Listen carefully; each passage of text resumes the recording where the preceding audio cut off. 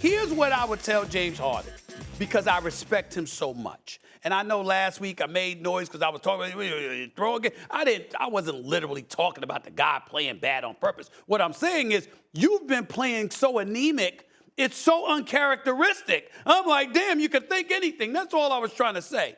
But in all seriousness, and I wasn't playing around, but in all seriousness, I'm looking at James Harden. He can't gain the separation that he once could get. And as a result, this is where he has to be held accountable. And, Coach, you know this better than me. He wants out of Houston. Fertitta initially says no. What do? You come in out of shape. And then to force your way out of Houston. Once you did that and you got to Brooklyn, you had to work to get back in shape. Once that happened is when you got the hamstring injury. And you've never been the same. When you don't take care of your body on an elite level, I'm not talking about getting ready. I'm talking about staying ready. I'm talking about the LeBrons of the world and various others, the Kobes, the MJs, and others, where it didn't matter where you caught them. They were always in shape. I'll bring up a boxing thing for a second with Floyd Money Mayweather. I see him walk into a Roscoe's. He got an army full of dudes. I mean, you know anything about Roscoe's in L.A. I mean, the chicken and the sweet potato, everything. You go to Roscoe's.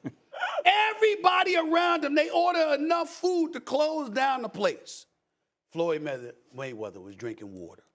He ain't eating anything. Discipline. Because that's not what he does. He stayed ready. LeBron stays ready. True stars, the great stars that you point to, Coach, stay ready. James Harden was usually ready.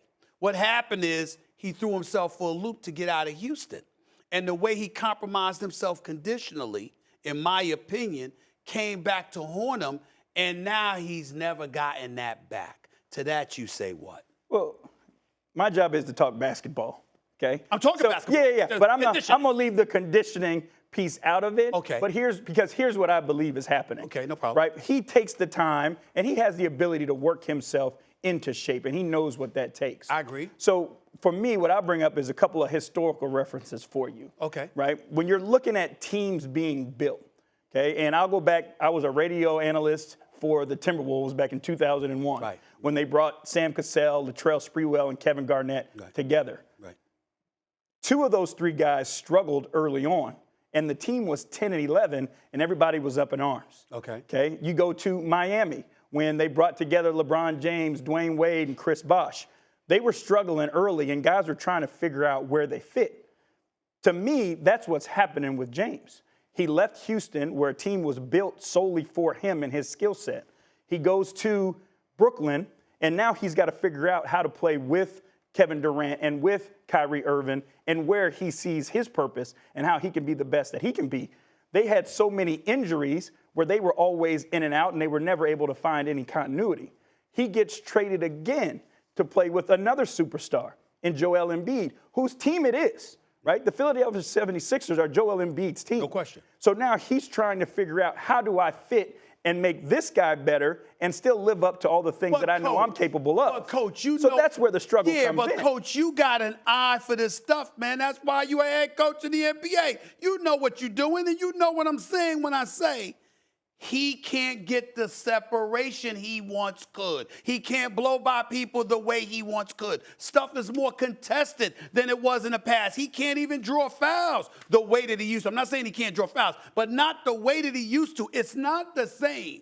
And it started with the hamstring injury. And the hamstring injury came as a result of you trying to work yourself back into shape once you let yourself get out of shape. But that's the maturation of every player as they age and get older. Okay. Right? Is now I have to outthink you.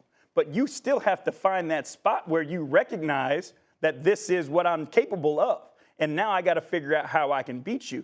James is still crafty enough to create the separation when he needs to. It may not be the same way as it's been in the past, but he still has the ability. He's got ball skills, right? He's got shiftiness. He's got size and strength that can still create that separation. We didn't say he couldn't do it, Coach. What we said is, compared to the level we witnessed just 2 years ago, it's not the same.